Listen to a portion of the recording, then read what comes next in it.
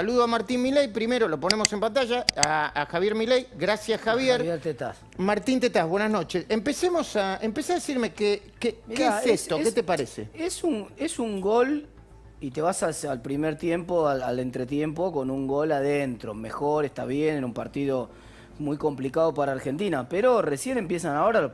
Primero, en segundo tiempo, tenés que arreglar con el Fondo Monetario Internacional, que tenés una deuda muy grande también. Y después tenés que resolver el problema estructural de fondo. Es decir, aún suponiendo que vos resuelvas para atrás la cuestión de la deuda, a vos te queda un déficit estructural en el sector público hacia adelante tremendo. Acá hay que decir una cosa muy importante.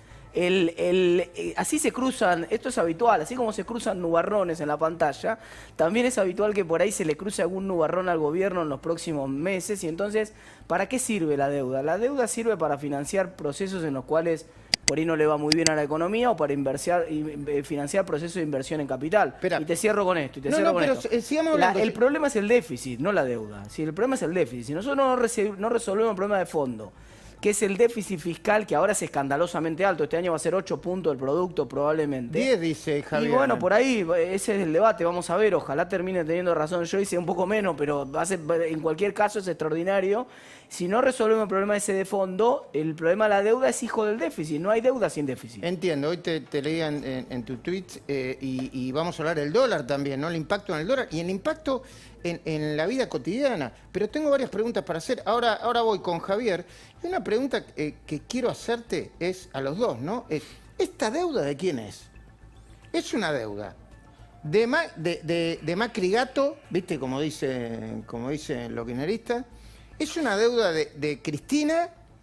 Es una deuda incluso de Néstor Kirchner, de 2005 a 2010, la mayor parte, dicen algunos. Ya voy con Javier, pero ¿de quién es la deuda, Martín? Es de los que generaron el déficit fiscal. ¿Pero de quién? Bueno, Argentina tiene una historia de 70 años de déficit fiscal crónico. No, pero me vas con a honrosas llevar excepciones. Sí, claro, te voy a llevar muy para atrás, porque la historia de la deuda, después vos vas pagando deuda vieja con deuda nueva. Entonces, eso no limpia la deuda anterior, no limpia todos los déficits anteriores. Todos los déficits que vos fuiste acumulando, yo ahora pago pero con a ver, vos escuchás ¿Quién va a ser? Pero te pongo un ejemplo. ¿Quién va a ser el padre de esta deuda? ¿Guzmán porque emitió el bono? No, Guzmán está canjeando un bono que venía de atrás, y así sucesivamente lo viene haciendo. Pero Macri no era el gran tomador de deuda irresponsable, etcétera. Macri tomó mucha deuda que tenía que ver con pagar su déficit fiscal heredado, que no supo resolver, o que tardó mucho en resolver, o que no pudo resolver, más toda la deuda heredada de atrás. O sea, buena parte de la deuda que tomó Macri fue para pagar los vencimientos de la deuda que le dejó Cristina. Ahora seguimos. Conversen entre ustedes también, ¿no? Porque Javier, yo primero quería saber esa pregunta, después hablar del dólar, después si fue un gol de media cancha, después si esta deuda la generó Macri, Cristina, Néstor Kirchner, o quién, o Martín Tetaz, Federico Andajasi, ¿quién la generó? Te escucho, te vemos. ¿Qué tal, Luis y todo tu equipo?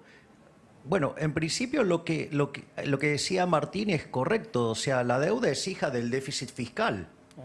O sea, Argentina de los últimos 119 años tuvo déficit en 109. Por lo tanto, digamos, Argentina es una máquina de generar deuda.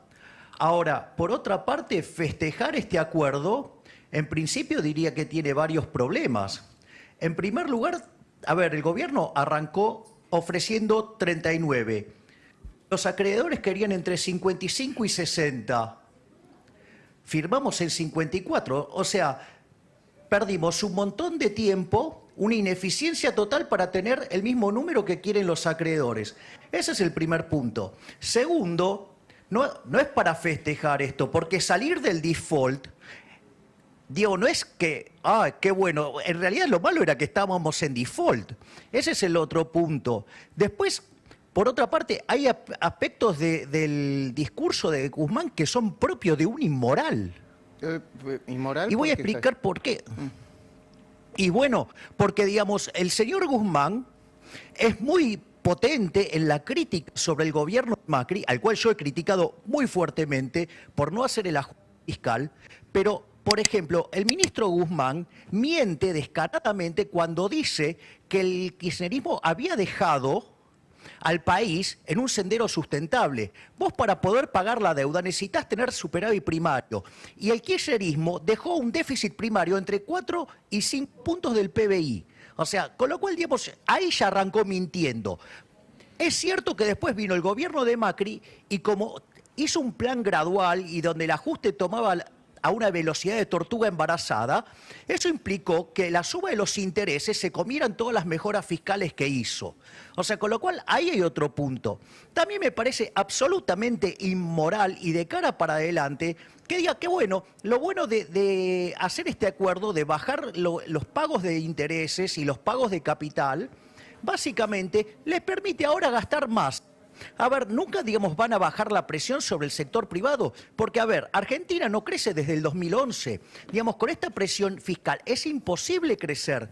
Y además, como muy bien decía Martín, Argentina para poder pagar la deuda va a tener que tener un superávit primario de aproximadamente 2 puntos del PBI. La pregunta es, si llegamos a terminar... Vamos a tomar el escenario bueno que dijo Martín, 8 puntos de déficit primario en términos de PBI. ¿A quién está hablando de hacer un ajuste de 10 puntos del PBI? Si el propio Guzmán, digamos, recita una suerte de modelo de crecimiento basado en impulsar el gasto público. Lo mismo de lo que habla Todesca, de lo mismo que habla Culfas. Es decir, entonces, básicamente lo que tenemos es un conjunto de piromaníacos, porque en el fondo, si es una buena noticia, va a hacer que baje la tasa de interés, va a permitir que haya, digamos, una inversión nocional más alta, una posibilidad de mayor consumo y además van a estar estimulando el gasto público, pero en una economía que se contrajo fuertemente la oferta. Ahora, o sea, está bien. van a meter una presión en los precios tremenda. Está bien. Ahora, yo si no sigo mal a Martín Tetaz,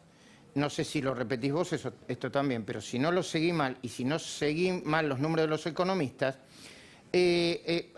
Argentina cuando empezó a negociar, el presidente Guzmán cuando empezaron a negociar, querían un acuerdo $15.000 por encima, a favor de la Argentina de lo que consiguieron. O sea, perdieron, en el camino de la negociación perdieron $15.000. Pero dicen que al final de la película, corregime Martín, pero dicen que al final de la película se van a ahorrar $30.000 cuando se termine de pagar esto, ¿es cierto? A ver, vamos a poner esto. A ver, Luis, el gobierno arrancó ofreciendo 39 y los acreedores querían entre 55 y 60. Si la negociación terminó en 54, es decir, perdiste casi un año, perdiste un montón de tiempo para tener un número que era el que querían los acreedores. Aparte, digamos, lo que hay que explicar que todos esos números son números en valor presente, ¿sí? Entonces, digamos, sí, es cierto, Argentina se va a ahorrar 42.500 millones de dólares. Sí, es cierto, pero también es cierto que cuando vos, digamos, generas ese tipo de situaciones, después es muy difícil que entre plata al país. Además, ¿quién va a estar invirtiendo en un país donde continuamente avanzan sobre los derechos de propiedad? Es decir, ¿en qué país vas a querer, cómo vas a querer invertir en Argentina si el ministro de Economía te está diciendo que básicamente quiere sacarnos de estos aumentando el gasto público? Digamos, cuando vos tenés que hacer un ajuste fiscal de por lo menos 10 puntos del PBI. O sea, no cierra. No cierra, sí, así es una buena noticia, sí, salimos del default, pero ¿cómo van a poner las cuentas en orden?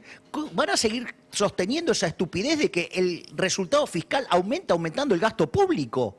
Esto como si vos te descontrolás con la comida, te cargas 45 kilos y después me festejás que bajaste 2 kilos. Yo te lo reconozco, está bueno y eso tiene que ver esencialmente con que el mercado pensaba que en una de esas terminaba mal esto, que terminaba en default y el resultado de no terminar en default es una buena noticia. Ahora, cuando esta película empezó, salía 70 mangos el dólar en Argentina. Y ahora ver, Javier nos... quiero... Sí, dale. Sí, yo quiero, digamos, contestar lo que vos preguntaste, Luis, ¿por qué bajó el dólar? Porque el dólar paralelo, ponele el contado con liqui, surge de tomar el precio del bono en dólares en Nueva York, ¿sí? Y el dólar, el precio del bono en pesos en Argentina. O sea, tomás el bono en pesos en Argentina y lo dividís por lo que vale ese bono en dólares en Nueva York y eso te da el tipo de cambio implícito. Ese es el contado con liqui. ¿Sí? Entonces, ¿qué pasa? Cuando vos tenés una mejora en el precio de los títulos públicos, eso lo que hace es que se te achique el tipo de cambio. O sea, por eso, digamos, viste que cayó el tipo de cambio que se compra en el mercado. O sea, pero en el fondo, digamos, no es... Y de vuelta, y yo, digamos, ahí tengo una diferencia, digamos, de concepto con Martín, que para mí Argentina sí estaba en default, porque Argentina, digamos... ¿Cuándo? ¿En qué modificó los... En 2018 ya. A ver, técnicamente eso estuvo bien lo que dijo Guzmán, esa parte estuvo bien. Lo que pasa es que es asimétrico, digamos, mira bien los números de Macri, pero no los del kirchnerismo. A ver, el punto cuál es, por eso yo digo que es un inmoral, porque tiene una doble vara. ¿Cuál es el punto? Es cierto que técnicamente en abril del 2018, Argentina está técnicamente en default porque se queda sin financiamiento en los mercados voluntarios y va a pedirle la escupidera al Fondo Monetario Internacional. Eso es cierto. Cuando la CUNSA ya en el final de gobierno de Macri reperfila, eso es un default. ¿Qué es un default? Que vos no pagues en tiempo, en capital e intereses. Entonces, si vos me estás diciendo que corriste el plazo, que estás ahorrando 42.500 millones de dólares y que la tasa de interés del 7 la bajaste al 3,1, bueno, digamos, eso se llama default, ¿sí? Y de hecho Argentina estaba en default técnico porque ya tenía varias series que estaban en default. Lo que pasa es que no hubo default total porque ningún tenedor de bono fue a litigar en el mercado, en la justicia de New York, porque si litigaba, se aceleraban todas las series y se declaraba, digamos, el default total. Yo lo quiero sumar a Federico porque quería hacer una pregunta, no sé si a Javier o a Martín, pero ahí yo tengo otra cosa para decir. Che, esta negociación sacó los holdout, o sea, limpió el tema de holdout. ¿Y eso está bueno o no? Bueno, vamos a ver, todavía aparente... ¿Cómo vamos a ver? Si es lo que están diciendo. No, a ver, esto es una cosa importante. Hay un plazo, ahora recién se abre un plazo hasta el día 24 de agosto para que cada uno de los bonistas acceda al canje y acepte las propuestas del nuevo canje. Pero dice que va a haber, una aceptación del 90 y pico. Muy probablemente sí, pero hay algunos bonos, particularmente los bonos par y los bonos discount, que son los bonos que emitidos en el 2005, que tienen una cláusula de acción colectiva más alta, que requieren un piso más alto para estar seguro. Entonces, digamos, todo parece indicar porque vos metiste a Boca, River y Independiente adentro. Entonces, Independiente está a los más grandes, bueno, a los más grandes los metiste adentro. Entonces, aparentemente, y eso es una tercera parte de los bonistas, que ya te dicen que sí, y la mayoría de los bonistas pequeños son seguidores en general de lo que hacen los más grandes. Todo parecería indicar que sí, pero el partido todavía no se jugó. Está bien. El partido termina el 24 de agosto. Javier? ¿Por qué te reíste, Javier? No, porque dije, ¿y dónde está el Gimnasia de Martín Tetaz? No, bueno, pero... el quinto grande, lo que pasa es que había que meter 3. Si hubiera sido 5, metía... No vayamos al tema. Además Guzmán es de Gimnasia, así que ahí tenés otro punto. No vayamos al tema. Otro más hincha de No, Gimnasia. pero enfoquémonos porque estamos hablando de cosas... después si quieren lo charlamos fuera del programa. Pero, a ver... Es un dato positivo de que los fondos buitres no andan revoloteando por la deuda, ¿o no, Javier? Bueno, sí, eso es una buena noticia porque eso es lo que te permitió, ¿sí?, que pudiera hacer un montón de ofertas Guzmán y ofertar, hasta que terminó dándole a los acreedores lo que los acreedores querían, porque si hubieras tenido buitres del otro lado te hubieran litigado instantáneamente. Claro.